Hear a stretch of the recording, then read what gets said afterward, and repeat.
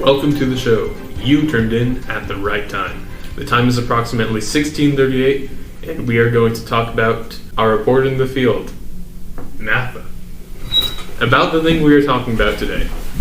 Today, we are talking about a word from our sponsor, the Libertarian Party. Don't vote for the Green Party.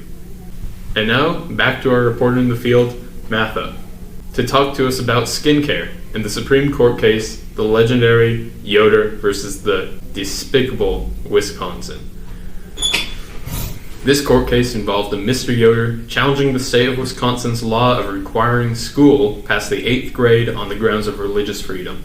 Back to you, Matha. Our reporter on the field, Matha.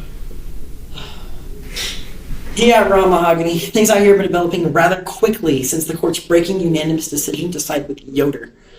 Will the status quo be maintained, or will America become an Amish paradise?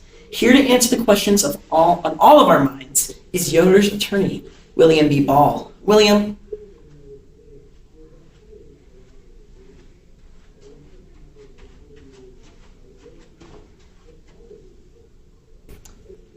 Me name be B. Ball, and I be here today to talk about the case that the kindly Amishes have been hiring me to you for all of them.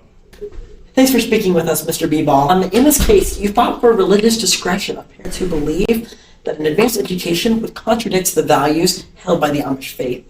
How do you see the educational landscape changing now that this precedent has been set? Methinks that their education system will be permanently altered after this significant case. For one instance, methinks that no well-meaning Amish child above the age of 8 will be forced to go to their school of oppression and misery. Building off of that, what do you and your client have to say regarding others who may be considering challenging their own school or state regulations surrounding religion? The freedom of religion is a serious topic among law officials. Our Constitution guarantees the right to religion, and that is something that cannot be disputed without violating the God-given rights of man. Thank you kindly.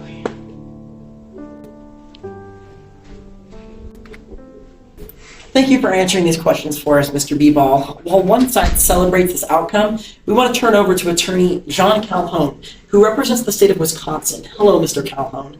Thank you for taking the time to discuss with us today. Sure thing. I'm just delighted to be here. There's only a small chance that I'm being paid in actual bars of gold to do so. Oh.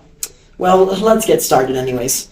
First off, how do you see today's outcome affecting the enrollment rate of students in your schools? Well, considering the actual numbers, enrollment rates will in fact decrease as there will be less people attending school. Thank you for that multifaceted and insightful inquiry. I am privileged with the compulsion opportunity to inform you that this will negatively impact all walks of life, as our state's general intelligence quotient will sharply decline. As well, I've been granted a medium and audience to vent my entirely non-disingenuous, overwhelming sorrows to as I watch our great state fall into the depths of premature brain death. That's unfortunate. Well, on the same note, we're wondering, now that the court has allowed it, how does the state plan to assist parents who may now choose to educate their children from home? The state may, in fact, if the concerned parties beg and grovel and pay exorbitant sums of cold hard cash, provide them with limited and non-comprehensive materials with which to pretend to educate their children. This will provide a suitable substitute for nothing and leave their children with a very well-rounded foundation in misinformation. Wow. Thank you so much, Mr. Calhoun, for your time.